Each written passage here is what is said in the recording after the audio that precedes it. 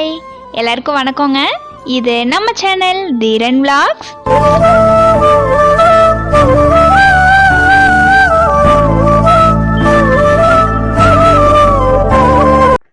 இன்றைக்கி நம்ம வீடியோவில் இந்த ஃபேவரட் எண்ணெய் கத்திரிக்காய் குழம்பு தான் பார்க்க போகிறோம். வீடியோவை ஸ்கிப் பண்ணாமல் ஃபுல்லாக பாருங்கள். சப்ஸ்கிரைப் பண்ணாமல் பார்த்துட்ருக்கவங்க மறக்காமல் சப்ஸ்கிரைப் பண்ணி வச்சுக்கோங்க. பக்கத்தில் இருக்கிற பெல் ஐக்கனை கிளிக் பண்ணிக்கோங்க. பிடிச்சிருந்தா லைக் பண்ணுங்கள், உங்கள் ஃப்ரெண்ட்ஸ்க்கும் ஷேர் பண்ணுங்கள். ஃபஸ்ட்டு கடாயில் எண்ணெய் ஊற்றி எண்ணெய் காஞ்சதுக்கப்புறமா ஒரு கைப்பிடி அளவு சின்ன வெங்காயம் போட்டுக்க போகிறோம். அதுக்கப்புறமா ஒரு 5 கருவேப்பிலை போட்டோடனே கொஞ்சம் நல்லா வணக்கி விட்டுக்கலாம். வெங்காயம் வந்து ஓரளவுக்கு வணங்கட்டும்.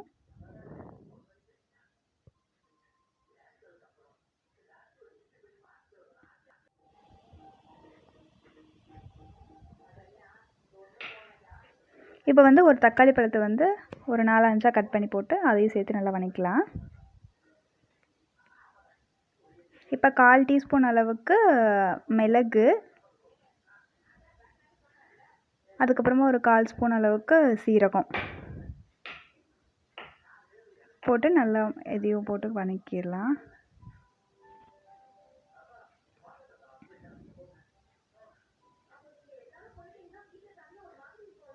மிளகும் வந்து கொஞ்சம் அதிகமாக போட்டோம்னா ஒரு மாதிரி அலற மாதிரி இருக்கும். இப்போ வந்து மிளகாத்தூள் வந்துட்டு ஒரு 2 டேபிள் ஸ்பூன் அளவுக்கு ஆட் பண்ணி நல்லா வணக்கி விட்டுக்கோங்க. இதுக்கப்புறம் அதை ஆஃப் பண்ணி ஃபைன் பேஸ்ட்டாக அரைச்சி எடுத்துக்கலாம். இப்போ இந்த அரைச்சி எடுத்த அந்த பேஸ்ட்டு வந்து கத்திரிக்காயை வந்து 4ஆக கட் பண்ணிக்கலாம். 4ஆனா கீரிக்கு போகிறோம். ஃபுல்லாக வெட்டாமல் 4ஆக கீரி அதுக்குள்ளே வந்து இந்த பேஸ்ட்டை வந்து வைக்க போகிறோம்.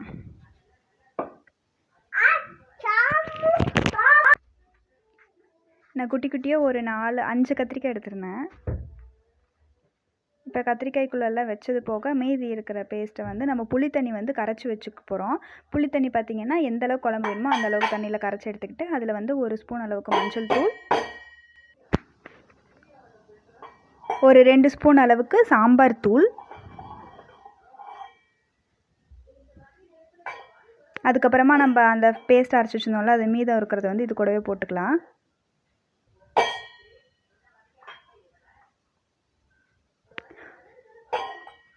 போட்டு தேவையான அளவுக்கு உப்பும் போட்டு நல்லா கலந்து விட்டுக்க போகிறோம்.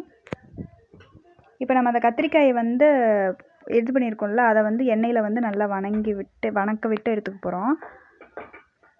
எண்ணெய் ஊற்றி எண்ணெய் காஞ்சதுக்கப்புறமா இதில் அந்த 5 கத்திரிக்காயும் போட்டு நல்லா வதக்கிக்கலாம். அது கலரே சேஞ்ச் ஆயிரும். ஒரு 5 நிமிஷம் நல்லா வணக்குனிங்கன்னா கொஞ்சம் கலர் சேஞ்ச் ஆகி வரும், பார்த்தாவே தெரியும். இப்போ இந்த கலரில் இருக்கிறது வந்து இன்னும் கொஞ்சம் நேரத்தில் கொஞ்சம் ஒரு மாதிரி லைட் ஷேட் அடிக்கிற மாதிரி ஒரு கலரில் வரும். அந்த ஸ்டேஜுக்கு வரும்போது நம்ம ஆஃப் பண்ணிக்கலாம்.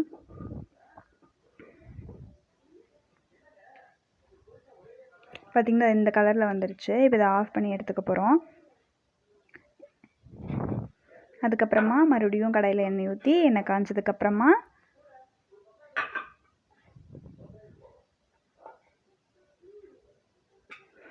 ஒரு 5-6 வெந்தயம் போட்டுக்க போகிறோம்.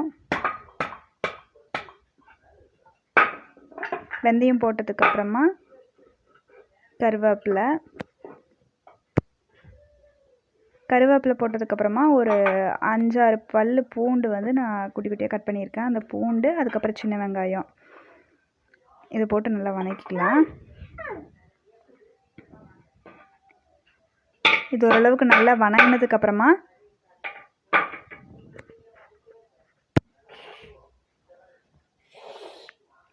நம்ம அந்த கலந்து வச்சுருக்கிற புளி தண்ணி போடுறதுக்கு முன்னாடி ஃபஸ்ட்டு இந்த கத்திரிக்காயை போட்டுக்கலாம். போட்டு கிளறி விட்டுட்டு அதுக்கப்புறமா நம்ம கலந்து வச்சுருக்கிற புளி தண்ணி ஆட் பண்ணிக்கலாம்.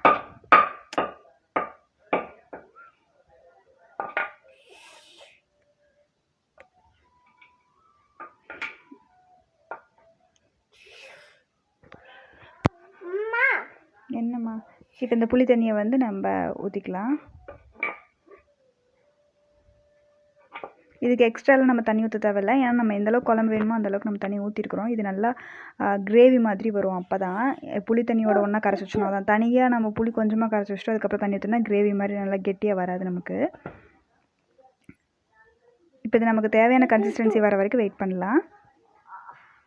பார்த்திங்கன்னா நல்லா ஒரு மாதிரி கிரேவியாக திக்காக கிடச்சிருச்சு. இதுதான் கரெக்டான ஸ்டேஜு. இந்த மாதிரி ட்ரை பண்ணி பாருங்கள், செம்ம டேஸ்ட்டாக இருந்துச்சு. வீடியோ ஃபுல்லாக பார்த்ததுக்கு தேங்க்ஸுங்க. டாட்டா. என்றும் அன்புடன் தீரன் விலாக்ஸ்.